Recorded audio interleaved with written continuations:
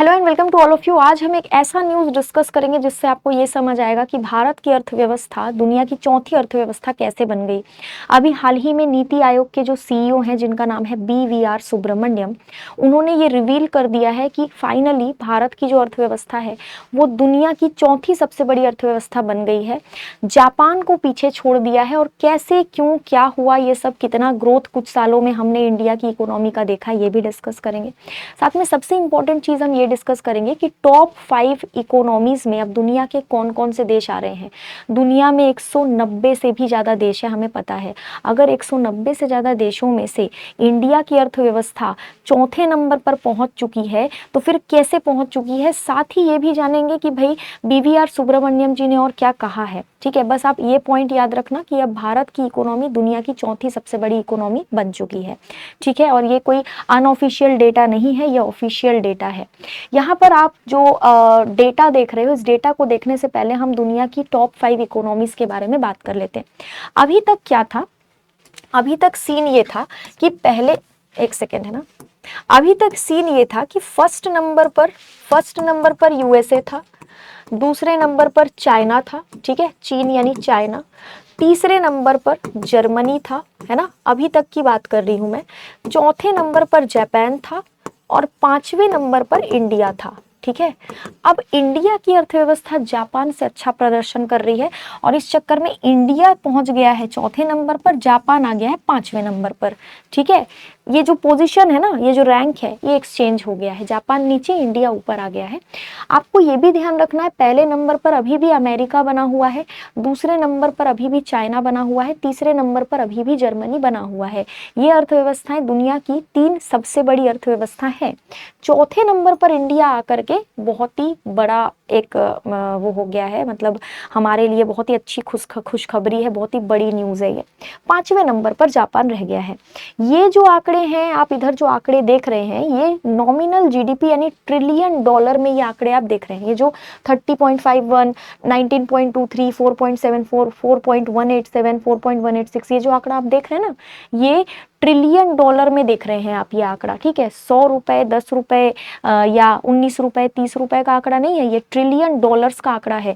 किसकी अर्थव्यवस्था क्यों सबसे ऊपर है, वो हम यहाँ पर ट्रिलियन डॉलर्स का आंकड़ा देख के समझ सकते हैं कि भाई किसकी अर्थव्यवस्था कितने ट्रिलियन डॉलर की है और किस वजह से वो ऊपर पहुंच गई है। जापान की अगर आप अर्थव्यवस्था देखोगे, नॉमिनल जीडीपी देखोगे ट्रिलियन डॉलर में, तो 4.186 है। इंडिया की थोड़ी ज्यादा है, 4.187, भले ही थोड़ी ज्यादा हो, लेकिन हम टॉप 4 में पहुंच चुके हैं। ये हमारे लिए एक बहुत बड़ी बात है। इसके पीछे ना कारण बहुत सारे हैं। देखो, अभी फिलहाल भारत जो है वो डिजिटल हो चुका है ना।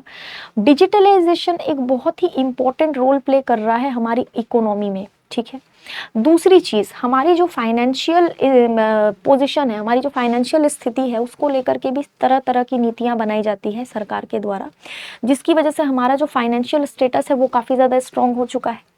उसके बाद हम लोग अभी फिलहाल, हमारा जो RBI है वो अभी फिलहाल बहुत सारी ऐसी चीज़ों पर ध्यान दे रहा है जिसकी वजह से हमारे फॉरेन एक्सचेंज रिजर्व बढ़ते चले जा रहे हैं। किसी भी देश की अर्थव्यवस्था अगर मजबूत है तो वो इसलिए है क्योंकि उसमें एक बहुत बड़ा रोल प्ले कर रहा है उसका फॉरेन एक्सचेंज रिजर्व। अगर किसी देश का फॉरेन एक्सचेंज रिजर्व खत्म होता चला जाएगा तो उस देश की अर्थव्यवस्था वैसे ही चौपट हो जाएगी। ठीक है, कई बार हमने न्यूज़ में सुना श्रीलंका का फॉरेन एक्सचेंज रिजर्व खत्म होता जा रहा है। कई बार सुना पाकिस्तान, उसका तो छोड़ो ही, पाकिस्तान का फॉरेन एक्सचेंज रिजर्व खत्म होता जा रहा है। फॉरेन एक्सचेंज रिजर्व का क्या मतलब होता है? विदेशी मुद्रा भंडार, जिसमें गोल्ड का भंडार भी आता है, जिसमें स्पेशल ड्रॉइंग राइट्स का भंडार आता है, जिसमें आपका अलग अलग कंट्रीज की करेंसी का भंडार आता है। ठीक है, डॉलर हो, यूरो हो, पाउंड हो, कुछ भी हो, है ना, स्टेरलिंग हो। तो ये विदेशी मुद्रा भंडार एक धीरे धीरे आप हर महीने का या हर 6 महीने का आंकड़ा भारत का देखोगे ना, तो ये बढ़ता चला जा रहा है। ठीक है, तो ये एक बहुत इंपॉर्टेंट चीज़ है जो हमारी अर्थव्यवस्था को बहुत स्ट्रॉन्ग बना रहा है।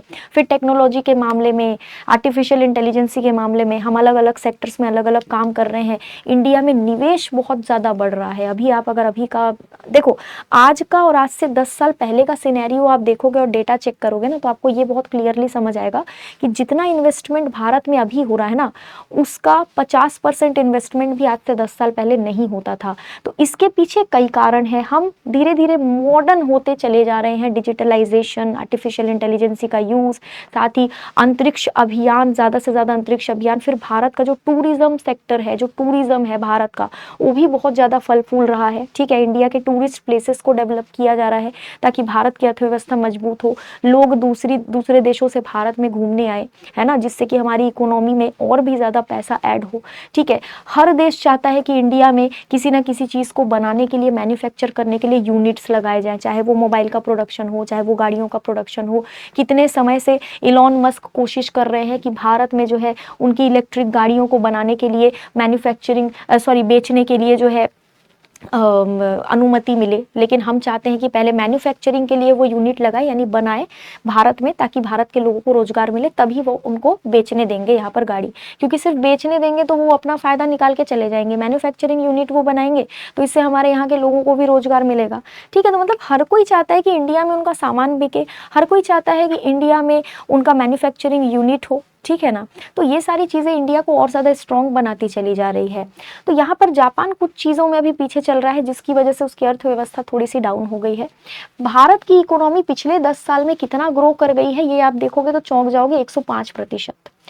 ठीक है, 105% ग्रोथ देखने को मिला है भारत की अर्थव्यवस्था में पिछले 10 सालों में। यानी 2015 में जो जीडीपी था और 2025 में जो जीडीपी का आंकड़ा सामने आ रहा है, उससे हम समझ पा रहे हैं कि 100% से ज़्यादा वृद्धि हो गई है, और ये कोई मामूली बात नहीं है। ठीक है, Bharat, America, China, Germany, Japan, UK, इनमें देखो भारत में 105% की वृद्धि हुई है 10 सालों में। अमेरिका में 66%, चाइना में 76%, जर्मनी में 44%, जापान में तो यहाँ पर 0% दिखा रहा है। थोड़ा सा आंकड़ा ऊपर नीचे होगा, 0% भी नहीं होगा, 1-8% तो होगा। ठीक है, और यूके में 38% जीडीपी ग्रोथ जो है यहाँ पर देखने को मिल रहा है। मतलब इंडिया की अर्थव्यवस्था को स्ट्रॉन्ग बनाने के पीछे कई कारण है, लेकिन सबसे ज़्यादा एग्जाम पॉइंट ऑफ व्यू से ज़रूरी यही पॉइंट है कि भाई भारत की अर्थव्यवस्था दुनिया की चौथी सबसे बड़ी अर्थव्यवस्था बन चुकी है। बाकी आगे जो भी अपडेट आएगा वो भी डिस्कस करेंगे। आज के लिए इतना ही। Thank you so much.